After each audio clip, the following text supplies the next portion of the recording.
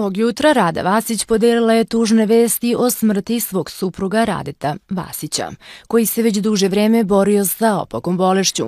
Majka reality učesnice Ane Nikolić, takođe bivša reality učesnica Rada Vasić, na društvenoj mreži Facebook ovog jutra podelila je tužne vesti iz njenog doma. Potom se javio i muškarac koji je bio pored nje te izjavio: tačno je da je Rade preminuo. Ne znamo još uvek šta je uzrok smrti. Treba da odemo u bolnicu. Šta da vam kažem? Naime, ona je svoje prijatelje obavestila da je preminuo njen suprug Rade, koji se već duže vreme borio sa opakom bolešću. Vasići imaju nekoliko dece. Dvoje je poznato javnosti kao učesnici, a potom i učesnice reality programa. Naime, Mika i Giba Vasić su promenili pol i postali Ana i Ivana Nikolić. Ana Nikolić se trenutno nalazi u reality programu.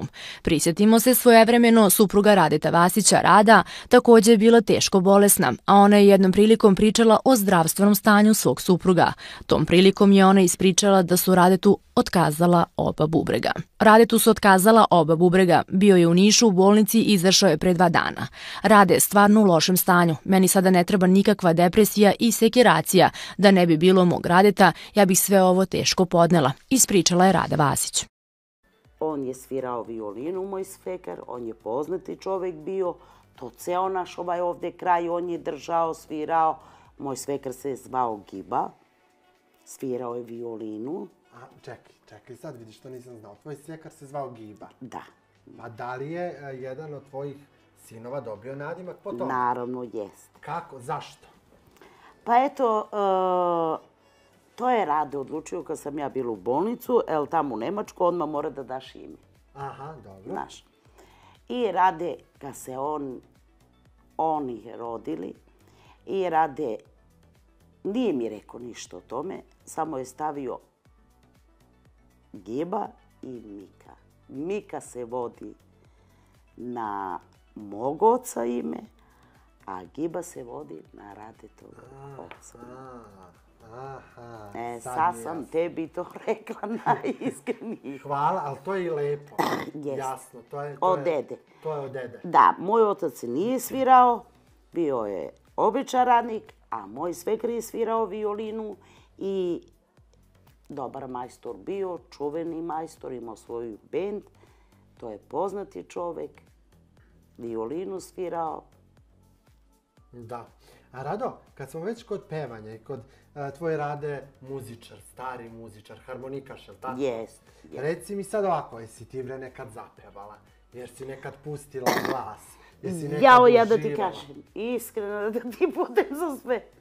Ja kad popijem neku, kad je neko veselje, rođendan, nešto, popijem naravno, pevam ti svaku pesmu. Svaku? Svaku pesmu, još koju po neku volim, sad najviše volim pesmu od... Koju? Od Lelje. Koja? Jao, sad ta pesma, eto vidiš, otišla mi s pamet, nemam pamćenje. Sad sam... A koga voliš ovako od pevača? Od pevača? Da, čije pesme voliš? Pa, Bog mi je ti kažem, volim od Miloš Bojanića. Dobro. Volim od Snežanu Đurišić. Dobro. Volim od Danu Bekutu. Aha, volim ovog Zoricu Bruslik, Zoricu Marković. Aha, Zorica Marković mi je dobra prijateljica, čujemo se, vidimo se u Zadrugu. I moja, pozdravljamo Zorku ovog puta. Pozdrav za Zorku, a i pozdrav za Zoricu iza Kemiša. Iza Kemiš i Zorica? Iza Kemiša. Onda sad moram da čujem jednu pesmu od Zorice. Jao, ne mogu. Moram. Ne znam stvarno. Ona će ovo da gleda? Pa... Ona će ovo da gleda? Pa neka gleda, veliki pozdrav za Zoricu i za Kemiš i za njene celu porodicu, unučići i decu. Nek su živi i zdravi. A ajde neki deo pesme, daj mi nešto malo. Ma čula mene Zorica, bre, Bruslika sam pevala na Pink. Ba dobro, ali daj nisi kod mene u emisiji, daj neku drugu pesmu, ne moraš od nje. Daj mi neku. Ajde, Rođendana 2. Pa evo, volim ovu njenu pesmu. Pusti glas. Slavim Rođendana 2. Jedina sam kako slavim Rođendana 2. Ajde da čujem. Ja stvarno ne znam, sad ne mogu da se setim. Jedina sam koja slavi Rođendana 2, Sudbina mi odredila ta 2 datuma. Prvi put. Kad me majka rodila, drugi put kad sam se oslobodila. Bravo, bravo. Reci mi, da li je teško da budeš javna ličnost? Pa za mene nije teško. Sad nije, ali u početku? Pa u početku mi nisam znala da se okrećem oko kamere, da pričam, šta znači, šta je ovo ono. Sad sam se malo rastrestila, sad ti barataš, evo kamere ovde, sad ti super barataš. Odlično. A reci mi, Rado, sljedeću stvar. Šta ti je rekla, jesi u kontaktu sa familijom? Jesi. Jesi. Šta ti kaže familija kad ste vi izašli, vaš 4 na malim ekranima? Kad ste se pojavili? Vidimo Rada, Giba i Mika. Porodica Vasić iz Male Plane kod Prokuplja. Prvi put javnost vidi i javnost zavolela. Jel' tako? Pa tako je baš i bilo. Moje sestre, moj brat, sad mi je jedan živ, jedan mi je umreo. Pa svi su oduševljeni. Jesu. Jesu, moja braća su oduševljeni. Imam braćevi, ostričevi i to. Sve me zovu moja glumica. Ja kad sam bila mala, to nisam rekla ni na jednu televiziju, ja sam rekla, ja se zovem glumica. Nemoj da me zovete Rado, da me zovete glumice. Kažu moji, zašto? I moje celo selo. Dobro. Kažem, ja ću da budem glumica kad ću da porastem. Kaže, čekaj, dete, kako će da budeš glumica? Ja sam imala dugačku kosu, plava mi bila. Onako zgodna, malu. Šta dete od 15 godina? I ja sama sebe, glumice, celo selo me zna, ja sam iz Gornju Rečicu, zove me glumice. I stvarno ja to kad sam počela po ove medije, po ovo, i moji kažu, pa ti si rekla kad si bila mala da će da budeš glumica, eto počela si da budeš glumica. Tebi se stvarno ostvario. I sad mi se stvarno ostvario. Jeste. I svaka čast na tome, stvarno te mnogo ljudi vole. Uhvatila si Radeta u prevari. Pa, znaš kad sam Vratila si ga i uhvatila si ga. Ti njega nisi varala, ali on tebe jeste. Pa to je bilo nešto kratko. Kratko, ali kratko. Pa možda bi mu bilo to, ali kod mene nema moje oko što vidi, ne laže, nema prevara.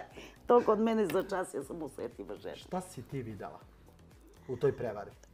U toj prevari, eto, on je prišao jedno i, znaš, počeo da priča, da radi, ja žena kao žena, svaka žena ljubomorna. Šta ćeš ti pored nju, a? Pored nju? Šta si je pitao? Šta si ovo? Sad ne mogu se izrazim ovo. Slobodno bipovaću ja. Kako si rekla, ti meni slobodno reci.